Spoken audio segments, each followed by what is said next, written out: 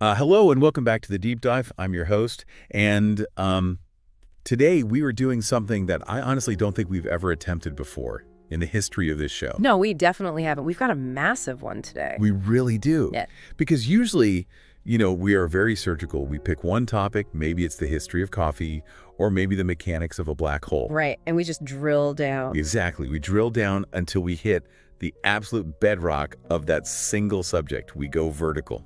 We usually like to be specialists. We take one thing and we just, unpack it until there's literally nothing left to unpack. Yeah, but today we're going horizontal. We are pulling a doubleheader. A massive doubleheader. Because we were looking at our stack of sources for today, the articles, the research papers, the messy notes we've been compiling. So many messy notes. And we realized that there was a theme emerging that was just it was too big for one narrow angle. It was spilling over. Right. We realized that if we really want to understand where we are going, as a society or even as a species, we have to look at two massive pillars simultaneously. It's the Planet and Past edition. That's what we're calling it. Planet and Past. And honestly, it makes perfect sense when you step back and look at it. Because you cannot figure out your trajectory, like where you are going, if you don't understand two foundational things. Which are? Well, first, the ground you're standing on right now, which is the environment. And second, the path you took to get here, which is history. I love that setup so much. It's like we are trying to find our exact coordinates in space and time. Exactly. So let's set the scene for you, the listener. Our stack today is comprehensive. It is thick. Very thick. On one side, we have this deep, unflinching, and frankly, sometimes a little scary look at the most vital pressures facing Earth right now. Yeah, we're talking about the stuff that keeps climate scientists up at night. And then on the other side? On the other side, we have this curated journey through 5 massive turning points in human history. The greatest hits. The greatest hits, if you will. The specific moments where humanity took a sharp left turn and just changed everything. And what I love about this source material is the duality of it.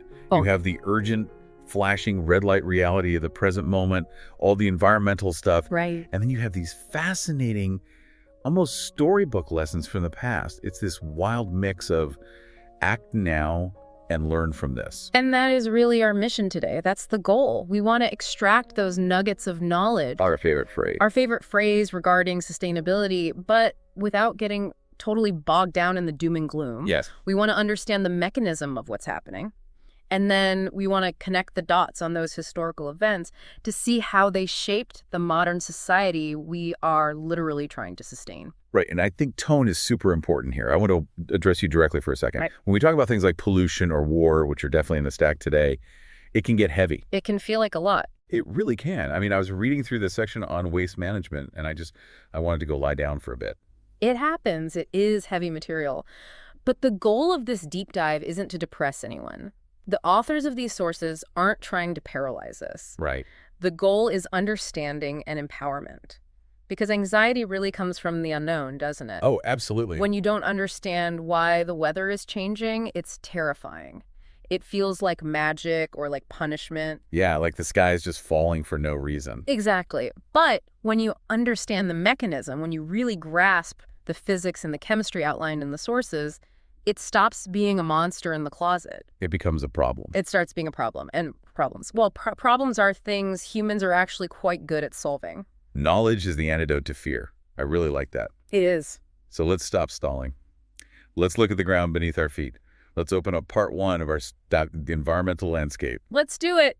Dive right in. The source material kicks off with the big one, the one that dominates, every headline, every political debate, and frankly, every weather report these days. Climate change. Climate change.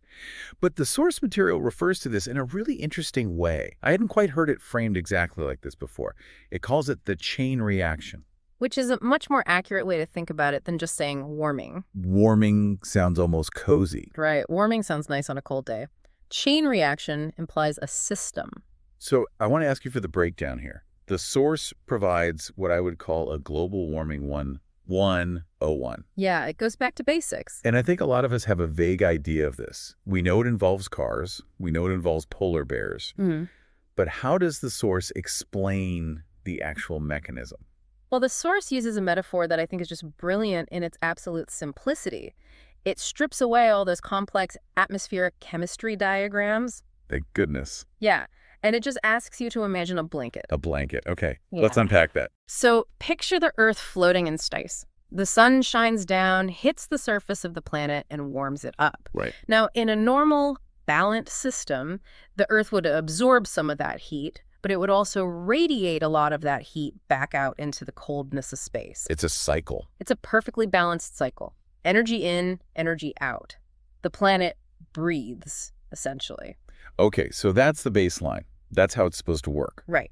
But we have these things called greenhouse gases. And carbon dioxide is the big one here, right? CO2 is the main character in this story, though the source does point out there are others, like methane. But these gases reside up in the atmosphere. Yeah. And the source explains that they act exactly like a blanket wrapped around the planet. They let the sunlight in just fine. But when that heat tries to leave, The blanket catches it. they trap it. They keep it close to the surface. So the more CO2 we pump out into the air, the thicker that blanket gets. Precisely. It's like sleeping with a thin sheet in the middle of summer. That's totally fine. You're comfortable.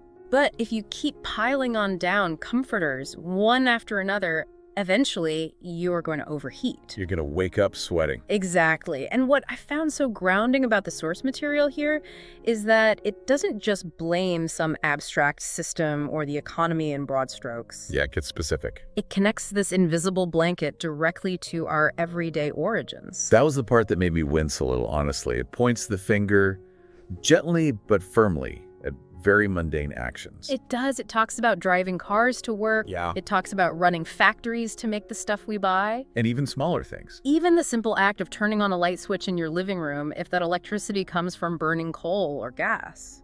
It really highlights that these aren't just industrial activities happening in some far-off zone with smokestacks. No, they are the background hum of our daily lives. Every time we burn fossil fuels, we're adding another thread to that blanket. Another thread. It's the aggregation of billions of small actions by billions of people.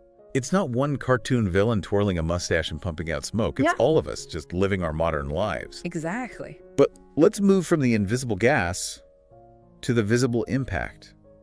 Because the source makes a very strong point that we need to move beyond abstract science. We can't just look at charts forever. Right. We need to look at what is actually seen, what is felt. And that's critical because if you just look at the data and say, oh, the global average temperature rose 1.5 degrees, that doesn't mean much to most people. It really doesn't. Yeah. It sounds like the difference between wearing a jacket and wearing a sweater. Right. It sounds pleasant, almost. Like you said, warming. Oh, nice. A slightly warmer afternoon for my picnic. Exactly. But the source pivots hard to the reality, which is extreme weather. It's not about pleasant afternoons. No, we aren't talking about a sunny day. We are talking about raw energy. Energy in the system. When you trap heat under that blanket, you are trapping kinetic energy in the climate system.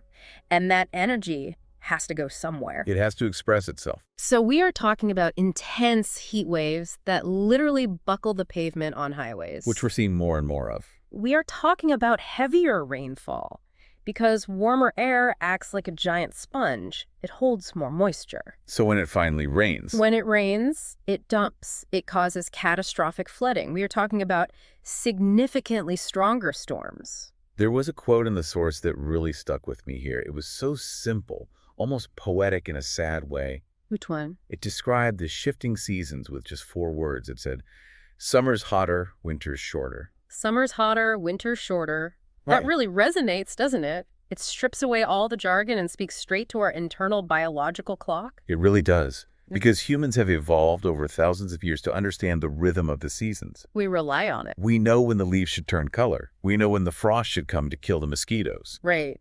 And when that rhythm breaks, when winter just, well, doesn't quite arrive the way it used to, or summer becomes this unbearable endurance test of heat, we feel it in our bones. It changes the way we live. It changes how we grow our food. Agriculture is completely thrown off. It changes the migration patterns of birds. Everything is keyed into those seasonal cues. It's totally destabilizing. And speaking of migration in far-off places, the source connects this weather weirdness directly to the poles. We have to talk about the melting ice. The Arctic and Antarctica. Right. Now, usually when people talk about melting ice caps, they show a picture of a polar bear on a tiny piece of ice. The classic imagery. And the source does mention that polar bears are in danger, which is, of course, tragic. But it is deeply tragic for the biodiversity there. But the deep dive here, the thing the source really emphasizes, is that the melting ice isn't just a local problem for the bears. No, it is not just a wildlife issue. It is a massive global infrastructure issue. How so? Can you connect those dots for us based on the text? Absolutely. So think of the poles as the planet's central air conditioning system. That bright white ice reflects a huge amount of solar energy back into space, keeping the whole globe cooler. It's called the albedo effect. So the mirror. It's a giant mirror, but it also regulates the oceans. How does ice regulate the ocean? Well, when that ice melts, and we're talking about billions of tons of it, it dumps massive amounts of fresh water right into the salty ocean. And that matters because of the salt balance. Because ocean currents completely depend on the delicate balance of salt density and temperature. The source calls it that chain reaction again. If you dump enough fresh water into, say, the North Atlantic, you can actually slow down or even shift the deep ocean currents. The currents that move the water around the world. Right, and those currents dictate the weather for Europe and North America. They bring warm water up from the equator. So if you mess with the ice, you melt the ice in the Arctic, and the chain reaction might mean you get a freak superstorm in New York, or a decade-long drought in California. Because the conveyor belt of the ocean is broken. Exactly. It is all interconnected. Interconnected. That is the word that just keeps coming up in this stack. Over and over. You pull a tiny lever over here, and a massive bell rings 5,000 miles away. You cannot touch one part of the web without vibrating the whole thing. Which is terrifying, but fascinating. And that concept of the chain reaction leads us directly into the second big topic in our environmental stack. Pollution. Pollution. If climate change is the invisible blanket trapping heat, pollution is the stuff we can actually see, smell, and taste. The source calls it the sensory impact. The sensory impact, that's a great way to put it. It is. The source defines pollution pretty broadly right at the start as the contamination of air, water, and land. A textbook definition. But then it immediately gets specific with the visuals to drive it home. It talks about thick black smoke belching from the tailpipes of cars. It talks about islands of plastic trash clogging up riverways. It talks about litter just sitting on the sidewalk. It's the visibility of it that makes it so visceral. Yeah. You know, climate change, like we said, can feel abstract until a storm actually hits your house. You might need a graph to see the trend sometimes. But pollution. Pollution. You walk outside your front door and you see the litter in the gutter.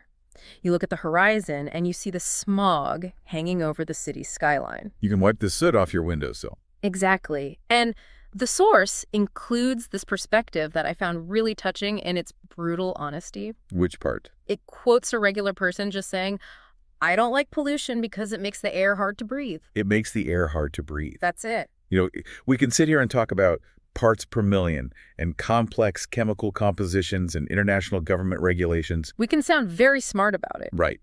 But that one sentence boils it down to the absolute basic human need. It really does. It brings it down to the biological floor. If you can't breathe, nothing else matters. Nothing. The stock market going up doesn't matter. Your career progression doesn't matter. Your weekend plans don't matter. Exactly. The source explicitly mentions the spike in respiratory issues, asthma, bronchitis. It frames pollution not just as an environmental issue, but as a severe public health crisis. A domino effect on our body. It is a domino effect. You pollute the air, you get sick people. You pollute the water, you get sick ecosystems, which leads to sick people. It's an inescapable loop. It's not just that a smoggy sky looks ugly for a photograph. It's that it is biologically incompatible with a healthy, thriving life. Which is a perfect segue, I think, to the third major topic in this part of the stack, deforestation. This is another massive one. It really is. And it's another one where the sheer scale of it is just hard to wrap your head around. We're talking about the massive industrial cutting down of trees. Billions of acres. But the expert voice in our source material urges us to reframe how we see this. It urges us to stop looking at a forest as just a collection of wood. This is such a crucial distinction in the text. Yeah. A forest isn't a lumber yard. A forest isn't just a bunch of trees waiting to be cut down and turned into paper. How does the source describe it? It describes forests as intricate webs of life. Webs of life. When you cut down a forest, you aren't just removing the physical trees. You are literally evicting the tenants. And the source lists them out to make it real. It's not just the big animals. It's birds, monkeys, insects, fungi, microorganisms in the dirt. It's a metropolis. The metropolis. It's a high-density city of biology. And when you clear-cut a section of it, you are destroying the foundational infrastructure of that entire city. I really like the analogy used in the breakdown here. It says it's like pulling a thread from a tapestry. That is the perfect visual. Let's expand on that. Imagine a beautiful, tightly woven tapestry. Every thread relies on the others to hold the picture together. Right. If you pull out one major thread, say, the whole picture starts to distort and fall apart. Because the trees aren't just standing there. No, the trees hold the soil together. Their roots are the anchors. You remove the trees, and suddenly the topsoil just washes away into the rivers when it rains. Creating mudslides. Mudslides and ruining the river water quality. Plus, the trees release moisture into the air through transpiration, which actually creates the clouds that bring rain inland. So they make their own weather. They do. You remove the trees, and the rain patterns completely change. The land literally becomes barren. It turns to desert. So the obvious question the listener is probably asking is, why do we do it? Right. And to its credit, the source doesn't shy away from the why. Doesn't just paint humanity as cartoon villains who inherently hate trees and want to destroy nature. No, it points out the very real economic drivers. And this is the complexity we have to grapple with. People need wood for fuel and building. And even more than that, people need to clear land for agriculture to grow food. Right. It's the tension between immediate economic need, literally livelihoods, feeding a family today, and long-term environmental survival tomorrow. The source highlights the specific challenge. How do we balance the desperate need for resources with the existential need for protection? It's a tightrope.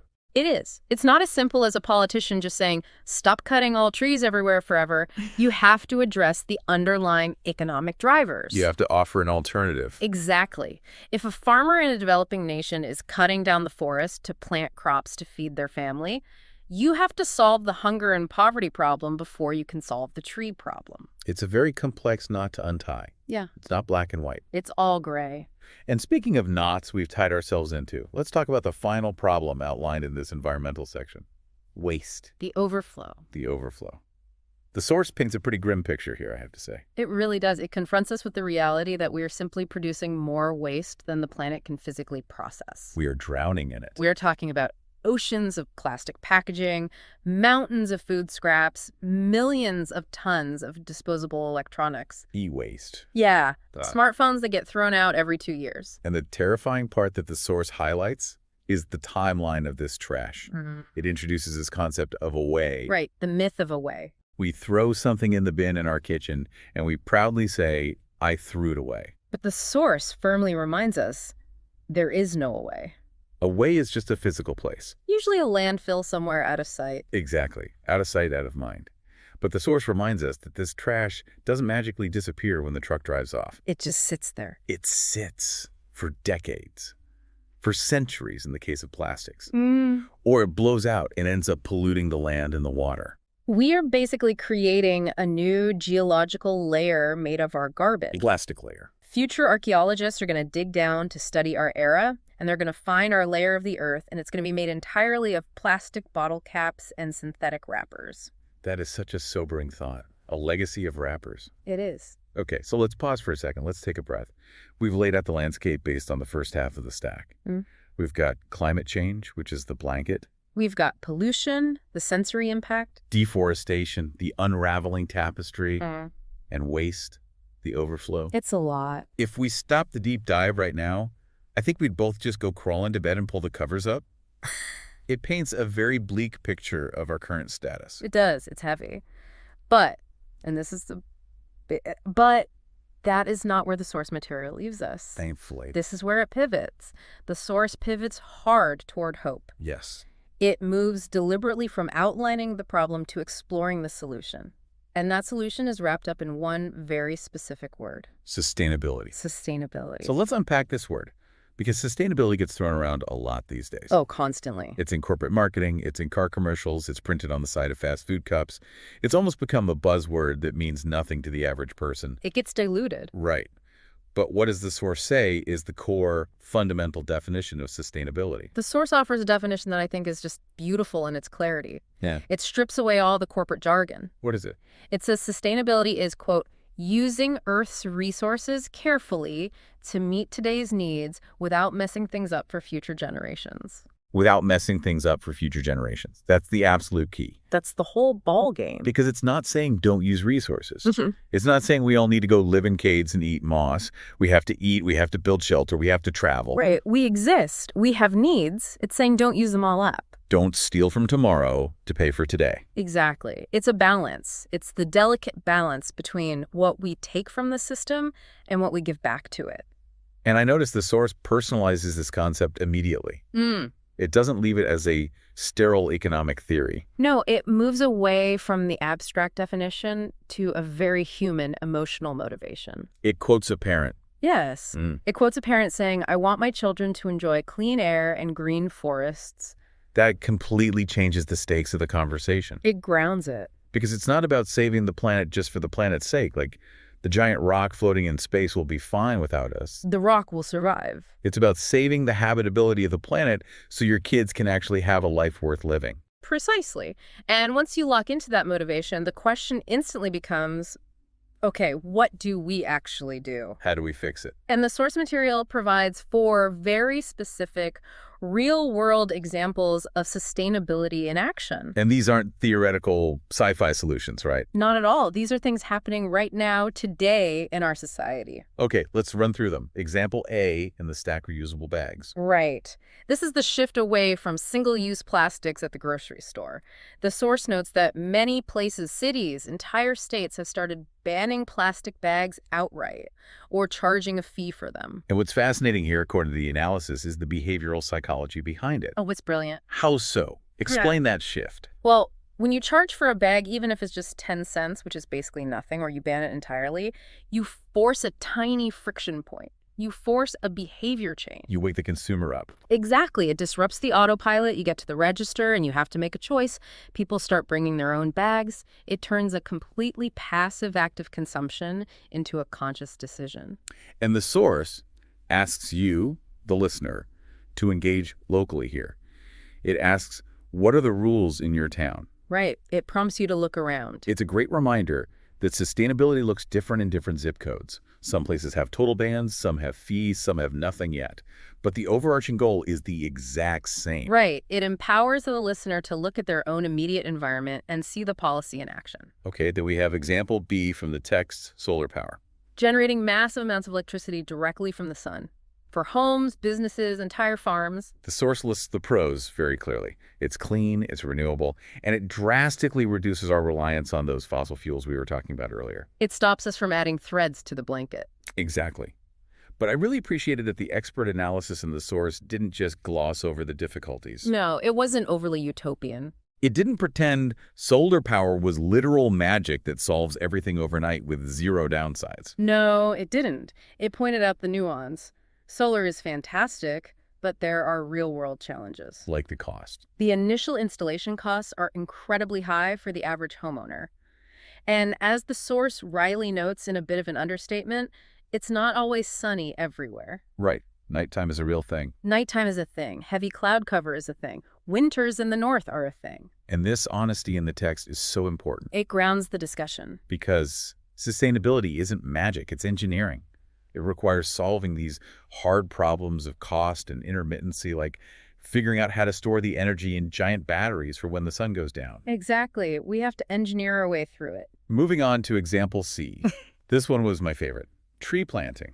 Oh, the scale of this was amazing. The source brings up a specific case study from India. Yes. Millions of trees planted in a single day. A single day. It was a massive community mobilization. Hundreds of thousands of volunteers coming together. And that's a demonstration of scale that gives you hope, because we talked earlier about the massive, terrifying scale of deforestation. Right. Well, this shows that massive scale of restoration is also possible if we actually work together. And the benefits listed in the source are incredibly tangible. It immediately helps local animals find habitat, it stabilizes the soil, and it actively improves the air quality for the people living there. It reverses the damage. And then there is a direct call to action in the source.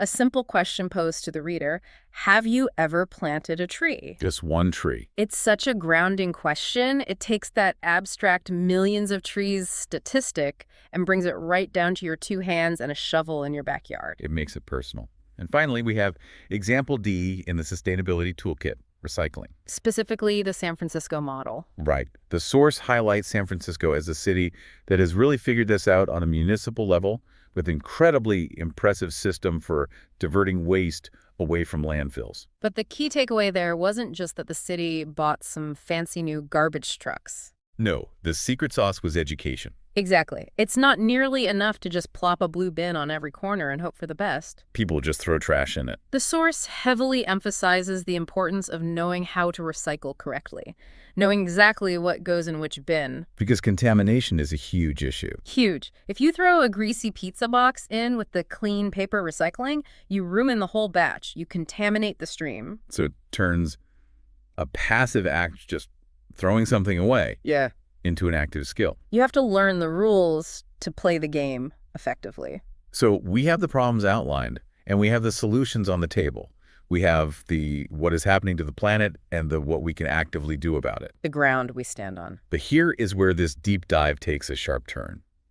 Because as we said at the very top of the show, to truly understand where we are going, we have to understand where we've been. This is the bridge between our 2 stacks. Just as our actions today, planting that tree in the dirt, recycling that glass bottle shape the planet's future, the stories and events from our deep past have rigidly shaped the world we are navigating right now. So we are pivoting. We are officially moving from saving the world to understanding the world. Into the history books. We are going to look at 5 major historical events pulled from our source stack. Yeah.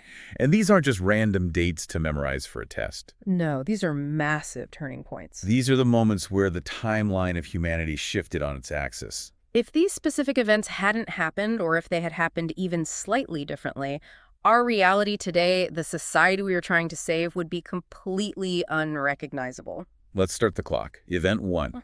The year is 1492, the discovery of America. Christopher Columbus, an Italian explorer famously sailing under the Spanish flag. Now, the narrative we all learned in grade school is pretty straightforward. He was looking for a faster sea route to Asia. Specifically to India for the highly lucrative spice trade. Right. So he sails west, hoping to just circle the globe.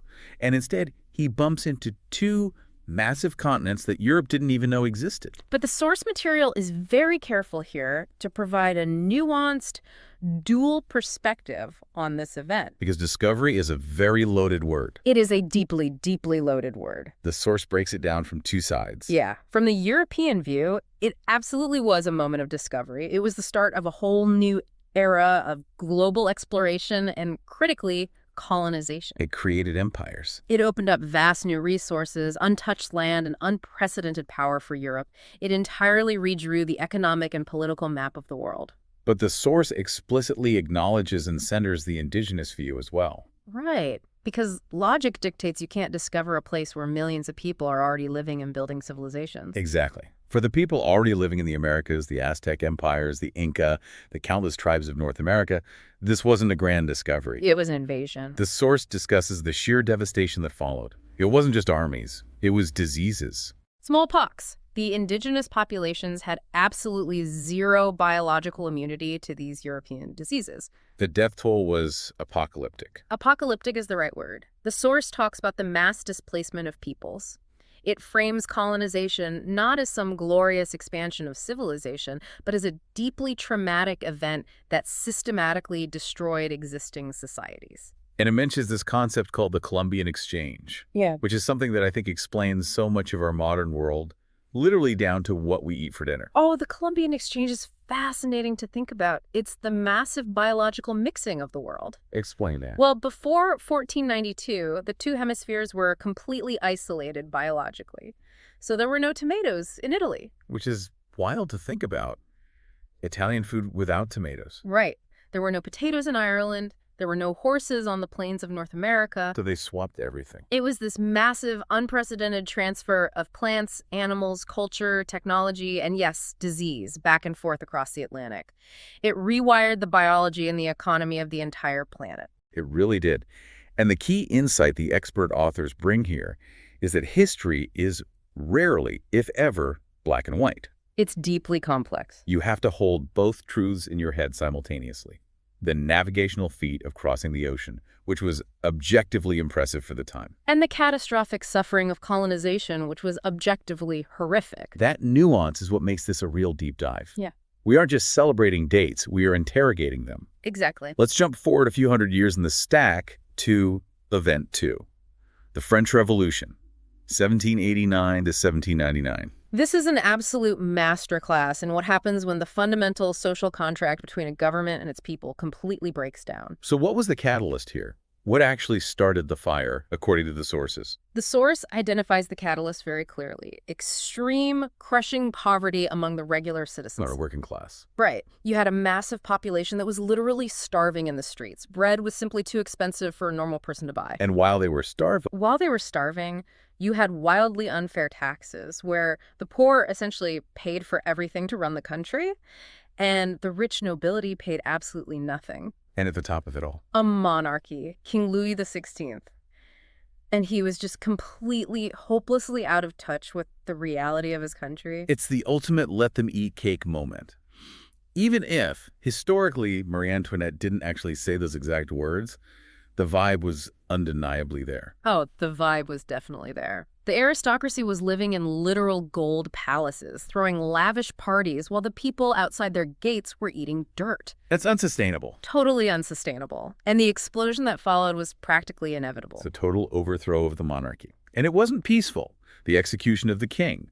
The source mentions the guillotine specifically. It's a gruesome detail, but it's important because it perfectly symbolizes the cold, mechanical ruthlessness of the time. They didn't just politely ask the king to step down or retire to the countryside. No, they publicly cut off his head in the town square. It was a complete, violent, unambiguous rejection of the old world order. But again, our source adds that crucial layer of complexity. It wasn't just a fairy tale where they kill the bad king and everyone lives happily ever after in a democracy. No, not at all. It heavily mentions the reign of terror that followed. It got incredibly messy. It was an absolute bloodbath. Paranoia took over. People were turning on their neighbors, executing each other over minor disagreements. It proves that violently tearing down a system is easy, but establishing a functioning new government is incredibly hard. But, and this is the vital legacy the source points to, out of all that chaos and blood came some incredibly powerful ideas. The core mottos. Liberty, equality, fraternity. Those three words changed the trajectory of the world. Because those ideas didn't just stay neatly contained inside the borders of France. They spread like wildfire. They crossed oceans. They shaped modern concepts of human rights. They formed the bedrock of modern democracy. If you live in a free, democratic society today, you owe a direct debt to the messy chaos of the French Revolution. It was the ultimate proof of concept that the regular people could actually take the power back. It's amazing how ideas are often more contagious than viruses. They really are. And speaking of spreading ideas rapidly, let's go backward in time a little bit to Event 3 in our stack, the printing press, circa 1440. Johannes Gutenberg. I will argue that this is the most significant technological shift in all of human history, right up until the invention of the internet. The source paints a very vivid picture of the before era. I love this imagery. The monks. Yes, the monks sitting in freezing monasteries by candlelight, meticulously hand-copying books, letter by letter. Just imagine the sheer labor of that process. It would take an educated person months, maybe even years, to produce one single copy of a book. It was agonizingly slow. Slow and incredibly expensive. If you wanted to own a book in that era, you basically had to be a king or the pope. Knowledge was entirely restricted. It was gated by the elite. The average person lived and died without ever seeing a written word they could understand. And then Gutenberg comes along with movable metal type. Right. And the real innovation here wasn't just the concept of stamping ink on paper.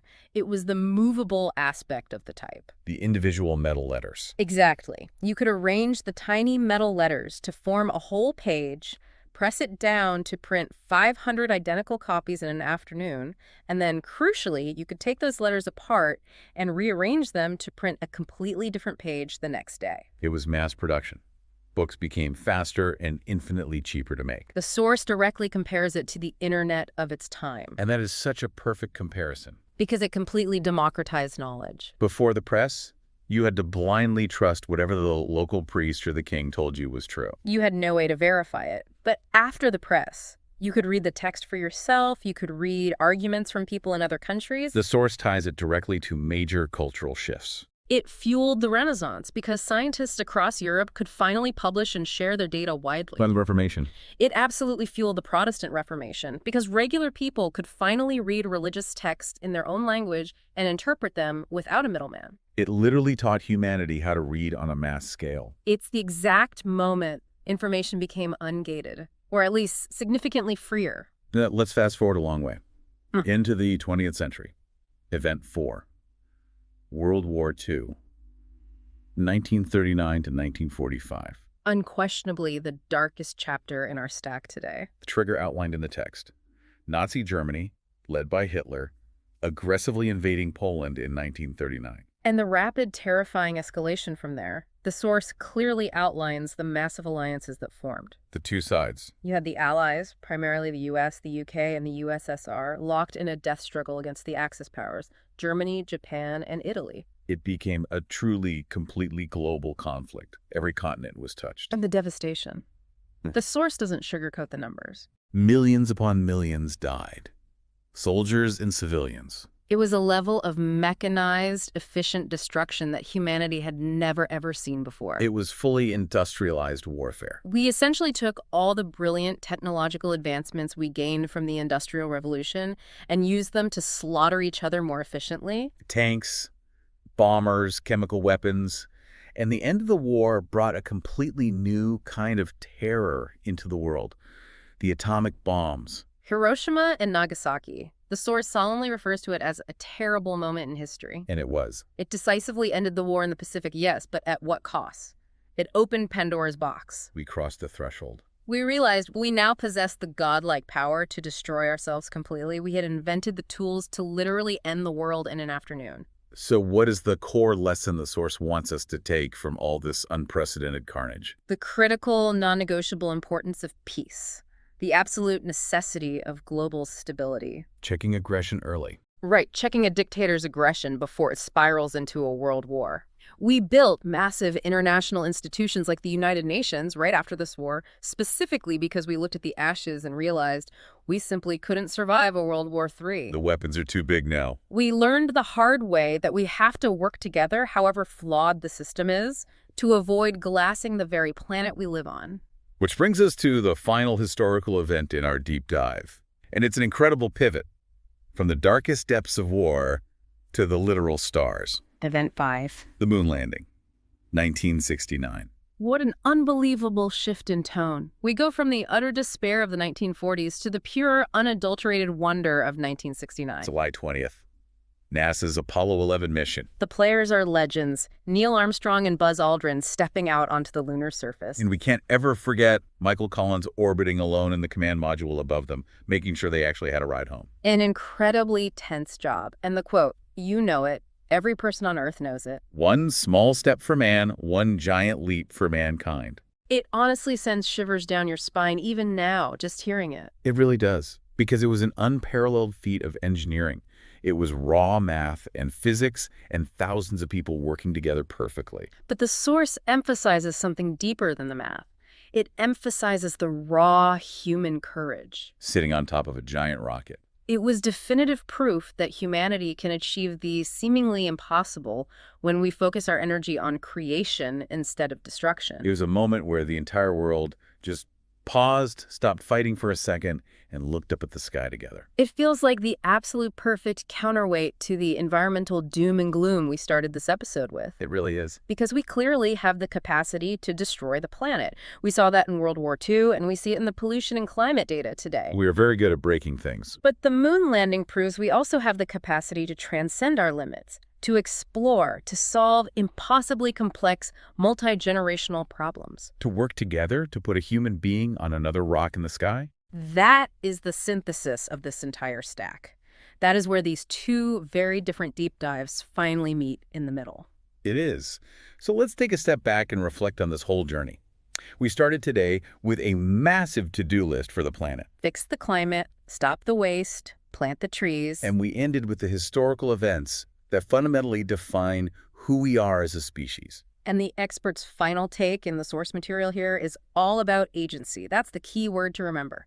Agency. Human agency. Whether it is literally planting a single tree to restore the local soil or collectively building a Saturn V rocket to reach the moon, the common thread is human agency. We are not just passive observers. We are not passive observers of history, and we are not passive observers of nature. We actively shape it. We have the undeniable ability to impact the world, for better or for worse. We are the authors of the next chapter. Exactly. Now, before we wrap, the source also included some practical tips for how you, the listener, can discuss these huge, heavy topics with your friends and family, right? It did. Communication is key.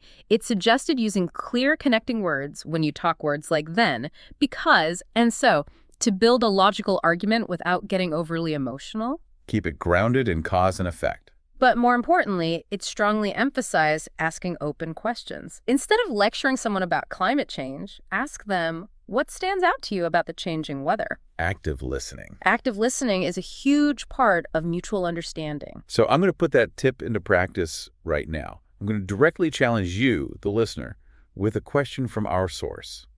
We talked about 5 massive historical events today. The discovery of America, the French Revolution, the printing press, World War II, and the moon landing. Here's the question. Out of those 5 specific events, which one do you think had the most profound impact on the world we live in today? Which one is the primary architect of your daily reality? It's a really tough one. I mean, I wrestle with it myself. Is it the sheer information age unleashed by the printing press? I use the internet every day. Or is it the geopolitical borders and international laws established by the fallout of World War II? Or perhaps the total biological reshaping of the planet from the Columbian Exchange. It's a debate definitely worth having at the dinner table. Definitely. And as you mull that over, I want to leave you with one final provocative thought of my own that builds on all of this. Let's hear it. What is the next major historical turning point, the next item on that greatest hits list hundreds of years from now? Isn't a war or a new continent, but a global sustainability solution we haven't even fully invented yet. Oh, I love that. A moment where the planet and the past completely align. Exactly. Something for you to explore on your own, because whether it's refusing a plastic bag or dreaming up the next big clean energy grid, you are part of the history that is being written right now. Well said. Find your own small step. Thanks for joining us for this massive doubleheader. Thanks for listening to The Deep Dive. We'll see you next time.